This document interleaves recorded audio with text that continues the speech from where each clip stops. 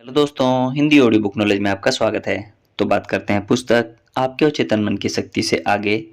इस पुस्तक के 18वें अध्याय जो कि है मैं से हम तक, ज्ञानवर्धक नेतृत्व के सिद्धांत। अगर आपने इस पुस्तक के पहले के पार्ट नहीं सुने तो भी सुन ले, जिसका लिंक आपको नीचे डिस्क्रिप्शन बॉक्स में मिल जाएगा। और यदि आप चैनल पर पहली बार आए हैं तो प्लीज़ चैनल को सब्सक्राइब कर दें और साथ में बने बेल के आइकन को प्रेस कर दें। ये बिल्कुल फ्री होता है, इससे कोई भी पैसा नहीं लगता। इससे होगा यह कि मैं जब भी कोई अन्य वीडियो अपलोड करूंगा तो उसकी जानकारी आपको तुरंत मिल जाएगी। तो चलिए दोस्तों, शुरू करते हैं। क्या आपको कभी यह देखकर आश्चर्य हुआ है कि बहुत से लोग तो अपनी आदतों व व्यवहार में बिल्कुल एक जैसे होते हैं, वहीं कुछ लोगों को हमेशा जीवन से, अपने आसपास के लोगों से शिकायत बनी रहती है और वे हमेशा दूसरों की आलोचना करते रहते हैं। हाल ही में मैं सिएटल सीहॉक और सेंट लुइस रैम्स के बीच हुआ फुटबॉल मैच देखने गया, जिसमें सिएटल जीता और उन्हें विभागीय चैंपियनशिप प्रदान की गई। मैं सिएटल के प्रमुख प्रशिक्षक पीट कैरोल से अभी मिला नहीं था, मगर मेरे मन में उनके सतत और अपराजेय खेल के प्रति बड़ा आदर था। वह अपनी सोच में बहुत ही सकारात्मक था और सकारात्मक परिणामों को ही उम्मीद करता था। टीम के खेलों में भाग लेते समय मैं अक्सर यह सोचता था कि कैरोल को अपने प्रशिक्षक के रूप में पाना बड़ा ही रोमांचक होगा। व्यापार की दुनिया में कॉरपोरेट संस्कृति और उसके किसी कंपनी की सफलता पर सकारात्मक या नकारात्मक प्रभाव के बारे में बहुत कुछ लिखा जा चुका है। सौभाग्यवश मैं अब तक ऐसी ही कंपनियों के प्रबंधन मंडल का एक हिस्सा रहा हूं, जहां नेता को किसी कर्मचारी के बढ़िया काम को अंकित करने के लिए कहा जाता है, ना कि गलत काम के अंकन के लिए। और फिर ऐसे व्यवहार को और प्रबल करने के लिए प्रशंसा और सकारात्मक माहौल का सहारा दिया जाता था। ये वे कंपनियां थीं जो अपने अच्छे काम और अच्छे माहौल के लिए जानी जाती हैं, जहां का प्रबंधन अपनी हर इकाई के कर्मचारी के अच्छे व सकारात्मक काम व परिणाम की प्रशंसा करता है। इसका यह अर्थ हरगिज नहीं है कि वहां कर्मचारी गलतियां नहीं करते या वहां सकारात्मक आलोचना नहीं होती। कई बार कर्मचारियों को कार्य मुक्त करना या बदलना भी पड़ता है। सरल रूप से कहा जाए तो वहाँ का वातावरण बहुत ही सकारात्मक होता है। ऐसे माहौल में काम करना आनंददायक बन जाता है। ऐसी कंपनियां जो अपने कर्मचारियों के क्षमता वर्धन में जी जान लगाती हैं और लगातार प्रशिक्षण के साथ ऐसा वातावरण निर्मित करती हैं जहां कर्मचारियों की निजी क्षमता भी बढ़ती है। ऐसी कंपनियों की साख अच्छे कर्मचारियों को कंपनी की ओर आकर्षित करती है। लोग आलोचना और बदनामी की बजाय प्रशंसा को महत्व को पसंद करते हैं। लोग आलोचना और बदनामी की बजाय प्रशंसा और महत्व को पसंद करते हैं। यही बातें कार्यस्थल दफ्तर से बाहर भी इतनी ही मायने रखती है। कई प्रबंधक मानो सुबह अपने बिस्तर से उठते समय गलत करवट से ही उठते हैं और दफ्तर में भी इसी मंशा से आते हैं कि कब वे किसी कर्मचारी की गलती को पकड़ सकें, ताकि उसे बुरा भला कहा जा सके और उसे उनकी जगह दिखाई जा सके। ऐसे प्रबंधकों की स्व अवधारणा कमजोर होती है और दूसरों को नीचा दिखाकर वे स्वयं को महत्वपूर्ण सिद्ध करना चाहते हैं। और फिर ऐसे लोग यह शिकायत करते हैं कि उन्हें अपनी कंपनी में काम करने के लिए अच्छे लोग नहीं मिलते। वे लोग जिनकी स्व अवधारणाएं कमजोर होती हैं, वे ही ऐसे नकारात्मक वातावरण में काम कर सकते हैं और उनके लिए काम का अर्थ केवल वेतन की राशि हासिल करना है। मजे की अवधारणा काम में समाहित नहीं है, ऐसा वे मानते हैं। मजा तो कार्यस्थल से बाहर हासिल की जाने वाली वस्तु है। दुर्भाग्य से ऐसे लोग अपने परिवार और करीबी मित्रों के साथ व्यवहार करते समय भी क्रूर और असम्मानजनक रवैया अपनाते हैं। मैं जिन महान नेताओं को जानता हूँ, उनमें मानवीय रिश्ते बनाने का अद्भुत कौशल दिखाई देता है। वे वास्तव में लोगों को पसंद करते हैं। ऐसा करना उनके व्यवहार का हिस्सा है और व्यवहार आपके निजी चुनाव पर निर्भर करता है। तो फिर हम भी मानवीय रिश्तों की कीमत जानने का चुनाव क्यों नहीं करते? ऐसा करने से जीवन बड़ा ही आसान हो जाता है। चूंकि अच्छी टीम एक साझी दृष्टि के साथ आगे बढ़ती है और टीम का हर सदस्य अपने लक्ष्य के साथ टीम के लक्ष्य की प्राप्ति हेतु भी प्रयासरत रहता है। अतः इच्छित चीजें जरा से प्रयास से ही पास आने लगती हैं। मानवीय रिश्तों के प्रति जागरूकता हासिल करने के लिए दो बढ़िया अभिपुष्टियां हैं। जैसे, मेरे मन में हर एक व्यक्ति के लिए हर स्थिति में निस्वार्थ प्रेम और आदर मौजूद है और मैं पूरी तरह से अपने लक्ष्य पर अडिग हूँ और दूसरों को भी ऐसा करने का अधिकार देता हूँ। पहली अभिपुष्टि में हर एक व्यक्ति यह शब्द जोर देकर दोहराए जाने के लिए लिखा गया है। निश्चित ही हमारे मन में किसी पागल व्यक्ति के लिए या ऐसे व्यक्ति के लिए जिसने हमारा बहुत नुकसान किया होगा, प्रेम व आदर नहीं रहेगा। दूसरी अभिपुष्टि में महत्वपूर्ण शब्द है और दूसरों को भी ऐसा करने का अधिकार देता हूँ। बहुत से लोग अपने लक्ष्य पर अडिग रहते हैं मगर दूसरों को ऐसा करने का अधिकार नहीं देते। ऐसे लोग दूसरों की बातों पर असहमत बने रहते हैं और बुरा मानते हैं या झगड़ा करते हैं। जब हम दूसरों को यह अधिकार देते हैं तो मत भिन्न होने पर भी मतभेद नहीं होते, अर्थात किसी कथन से असहमति हो सकती है मगर यह असहमति किसी तरह के विषाद या तनाव को जन्म नहीं देगी। मानवीय रिश्तों को विकसित और पुष्ट करने को निजी लक्ष्य के रूप में लेना बड़ा ही योग्य लक्ष्य है और यह इस लक्ष्य को धारण करने वालों के जीवन में निश्चित ही कुछ मूल्यों की वृद्धि करेगा। कंपनियों के ऐसे नेता या अफसर जो अच्छे मानवीय रिश्ते बनाने में विश्वास रखते हैं, वे इस कौशल के चलते अपने कर्मचारियों को वास्तव में पसंद करते हैं, उनके महत्व को समझते हैं और ऐसा वे उन्हें कर्मचारी समझकर ही नहीं करते, वरन मानव होने के नाते भी वे उन्हें पसंद करते हैं। मैं जेपोस के सीईओ टोनी सी से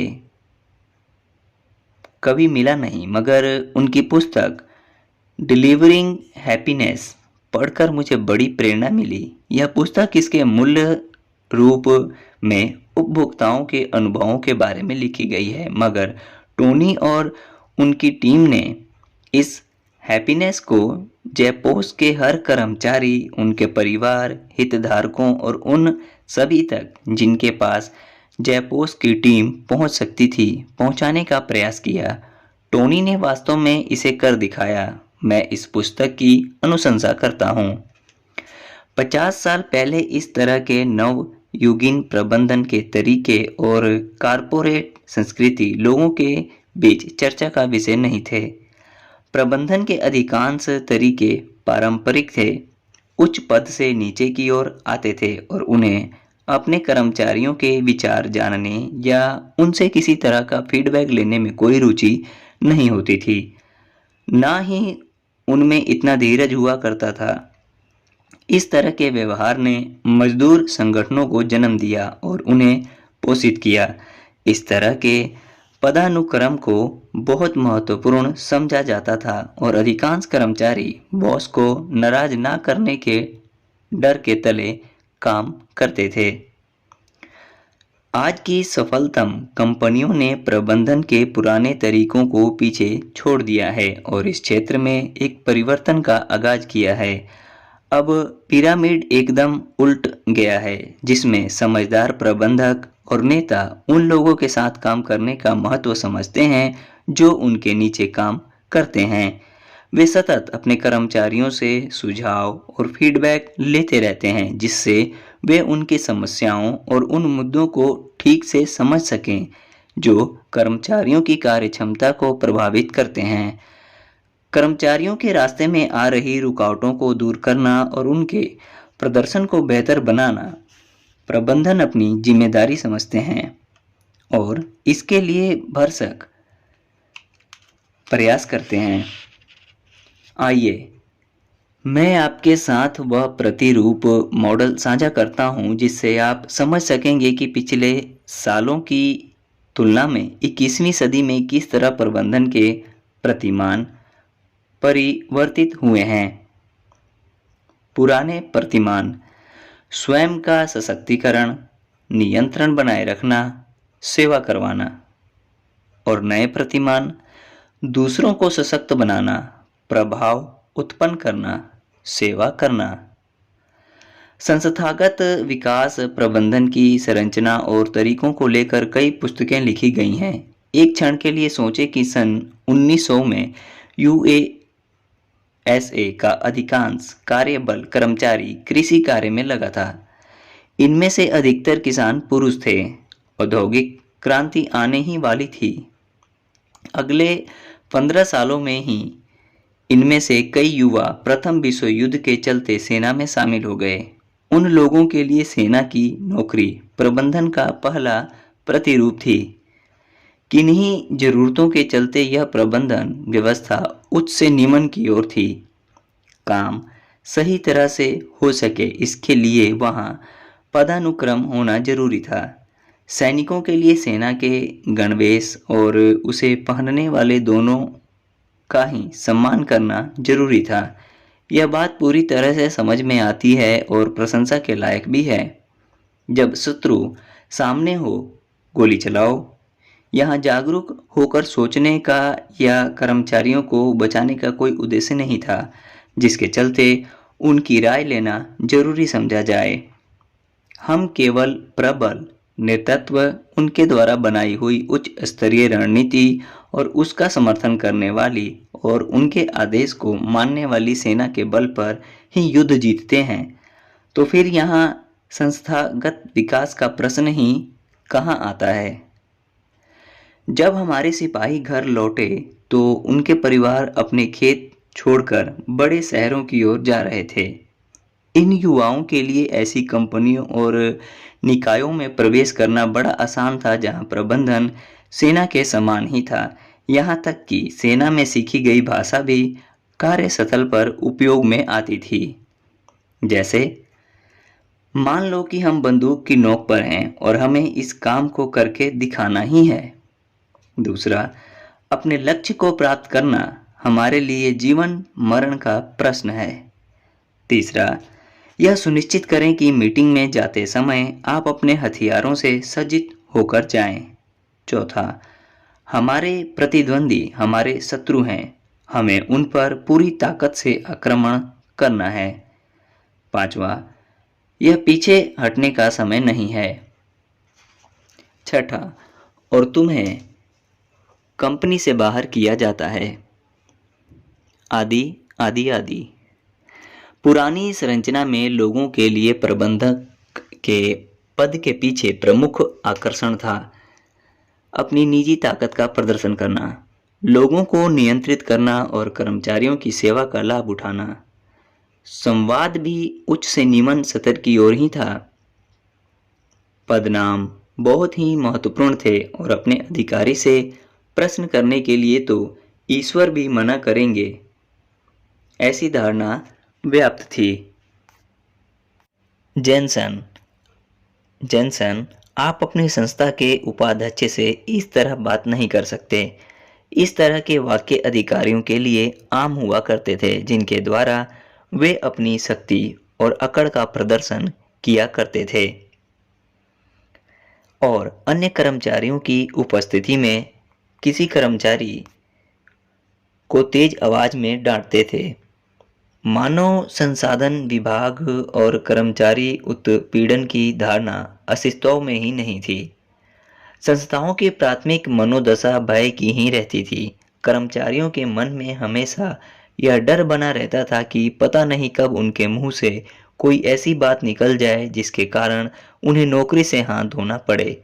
संस्थाओं का वातावरण भययुक्त और दमनकारी था। इस तरह के बाहरी दिखावे के साथ ही बॉस भी एक ऐसा व्यक्ति होता था जिससे डरना जरूरी था। बॉस स्वयं असफलता के डर से ग्रस्त रहता था, जिसके चलते उसे हमेशा यह शंका बनी रहती थी कि उसके कर्मचारियों में सफल होने की योग्यता है भी या नहीं। इस तरह का वातावरण उन्हीं व्यक्तियों को आकर्षित करता था जिनकी स्व अवधारणा कमजोर हुआ करती थी, जो अपने आप को बेकार हीन समझते थे और चूंकि उनका प्रारंभिक अभिप्रेरण जीवित रहने के लिए आवश्यक वस्तुओं को पाना मात्र था, वे अपने मुंह बंद रखते थे और उन्हें जो भी कहा जाता था उसे चुपचाप किया करते थे। समय बीतने के साथ अधिकाधिक लोगों को उच्च शिक्षा के लिए महाविद्यालयों में जाने का मौका मिला। सामान्य शिक्षा का स्तर उन्नत हुआ। 1950 के दौर में स्वयं की खोज, स्व अवधारणा का निर्माण तथा आत्मसम्मान आदि विषयों पर भाषण, संगोष्ठी, पुस्तकें आदि का चलन शुरू हुआ।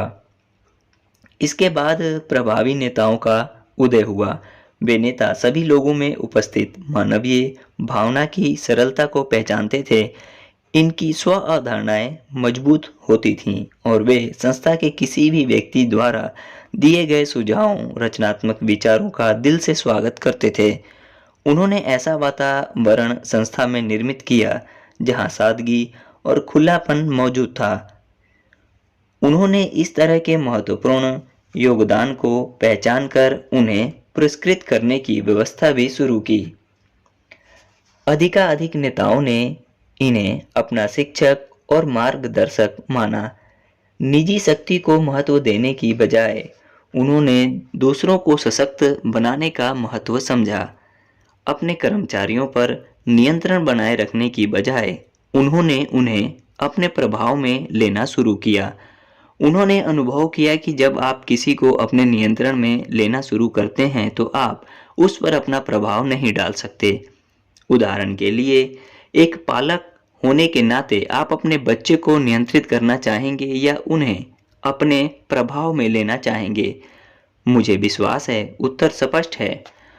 और अंत में यह कि प्रबुद्ध नेता कभी भी दूसरों से अपनी सेवा नहीं करवाते, वरन वे अपने अधीनस्थों की सेवा करने को महत्व देते हैं।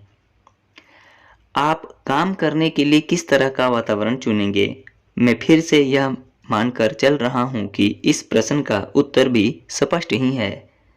जब नेता अपने सिद्धांतों और मूल्यों को आत्मसात कर लेते हैं तो वे अपने अधीनस्थों से अधिकारी की तरह पेश नहीं आते।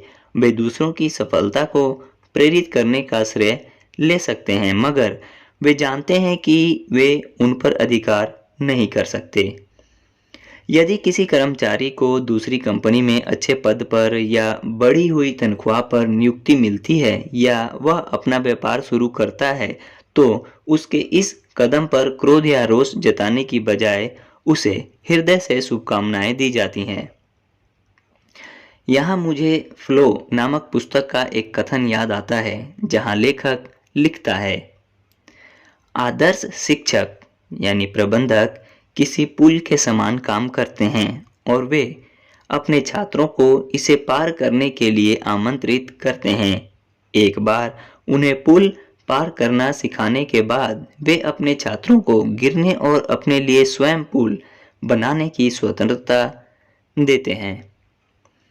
ओके दोस्तों, इसी के साथ ये अध्याय समाप्त होता है। मिलते हैं आपसे इस पुस्तक के 19वें अध्याय में, जो कि है रचनात्मक आलोचना, गलतियों पर काम करना और श्रेष्ठतावाद के खतरे। तब तक के लिए धन्यवाद।